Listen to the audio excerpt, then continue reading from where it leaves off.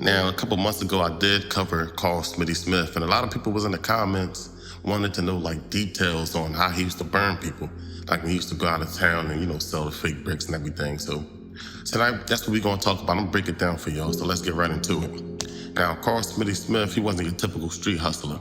With all the grimy shit he was doing, he had to stay low, of course, but he made sure you noticed him when he was out at the fly events. He had the Rolls Royce, Rolex on his wrist. He had the Benz with the Ferrari kits.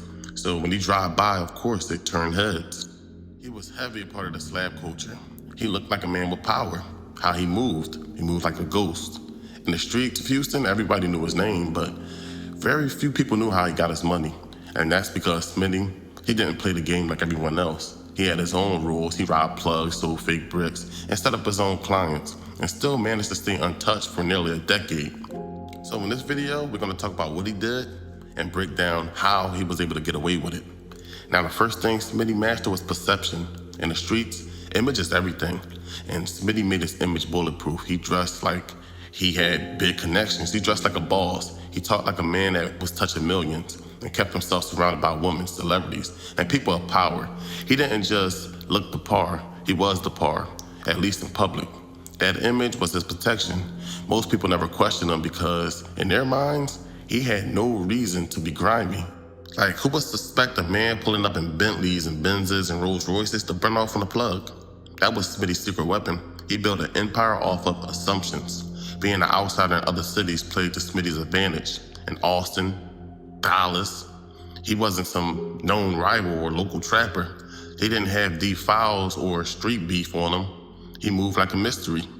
When you're unknown, you have a window of opportunity to finesse before people catch on to you. Now, Smitty sold the idea of being a plug from Houston that was, getting them at cheap prices, blessing people from out of town with extra weight. So local crews, they was quick to jump at the chance to work with him without checking the credentials. Smitty played the rotation game. He never doubled back to the same city in the same month, of course.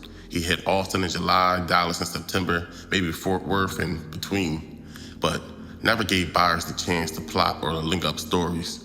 That rotation pattern gave him time to let the heat die down before circling back.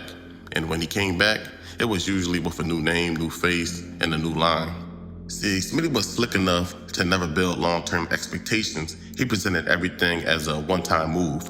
He'd be like, yeah, I got 10. The plug threw it on me on the strength, but I'm just trying to move it quick before I go back home. That urgency made buyers drop their guard. They didn't have time to ask questions, test the product, or wait because someone else was already on the way to grab. But this tactic forced people to pay fast, and by the time they realized they'd been sold fake work, Smitty was already back on I-35 headed back to Houston. Now, he was good at hiding in plain sight. That was another thing about him. While other hustlers kept a low profile, Smitty did the complete opposite. He stayed in front and center, at the hottest clubs, at VIP sections, in photos with some big names. He was visible, and he used that visibility as camouflage. And people will be like, yo, he's too well known to be dirty. That's what gave him freedom. Smitty, he understood that when everyone's watching you, they often stop suspecting you. His confidence made people stop second guessing their suspicions. No one believed the guy sitting next to Sandra from Salt and Pepper and VIP could be selling drywall wrapped in duct tape the next day. No, but one of his favorite genius methods he would use was use real work first, then switch it up. In the beginning, Smitty sold real product. He built trust with buyers, with crews, even with a few mid-level plugs. He was smart. He didn't rush to scam. He sold clean bricks. For like 6 months, he had a nice flow going on. And then when someone placed a big order, that's when he switched it up. Cutting agents, pressed up garbage, even flat out dummy bricks. By that point, it was too late. The plug already trusted him. The money was already in hand. And Smitty, he had already moved on. He played the long con, and it worked. Now, another one of his methods was he targeted greedy or desperate buyers. He didn't hit bosses, he hit ambitious mid-level hustlers trying to level up. These were the guys most likely to fall for a blessing deal because they wanted a shortcut to big money. Smitty will offer bricks under the market price, and once the buyer thought they were getting over, he hit them with the fake. Yes, the greed blinded them, and by the time they saw the trap, the deal was already done.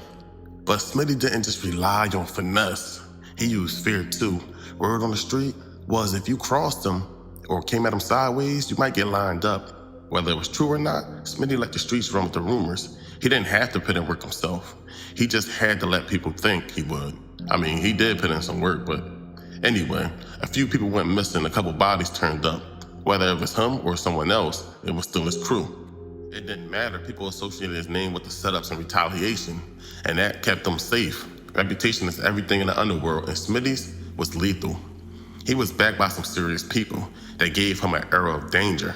Buyers were less likely to press the situation or cause noise over getting scammed out of fear, and it might bring the wrong heat. And if someone did try to retaliate, Smitty would lie and say the buyer was moving kind of reckless. Back in those times, it was easier. It was easier to run off because no text messages, no social media, no photos, no business through phones. If you wanted to do business, it was face-to-face or through a woman or a trusted runner. He didn't keep drugs at his place. He didn't talk loud in public. He didn't even drive his own cars at, most meetups. He moved like a shadow. The cops couldn't trace him, and the streets couldn't follow him. He stayed mobile, he stayed disconnected, and that's why nobody could ever tie him to anything. Even when people tried to line him up, there was never enough to stick. He understood how to operate in silence. Come on now, you can't bullshit a bullshitter, you can't finesse a finesser. And of all the messed up methods he used, I think this was the most messed up one. Well, one of the most messed up ones. He used to use a method called the little blind mice. Now, if you saw the movie Focus with Will Smith, when he was trying to finesse the Asian dude, he used the girl. She was the blind mice. She didn't know what was going on. She was the convincer. Now, Smitty, he used middlemen who didn't know the bricks was fake. They were the convincers. Smitty rarely made deals in person. He sent a girl, a runner, or someone who didn't even know the work was fake. That way, even if something went wrong, the person taking the heat had no real information. This made retaliation almost impossible. Buyers couldn't confirm who to blame. And the middleman, he couldn't give up Smitty even if they wanted to, because they were also in the dark. So those were the things that Smitty used to do in the streets. Now, if you missed out on the first video, you could go to the playlist or just type it in on your search engine on YouTube, Smitty, and then the other video I made will pop up. But this was a video requested by many people in the comments on the last video.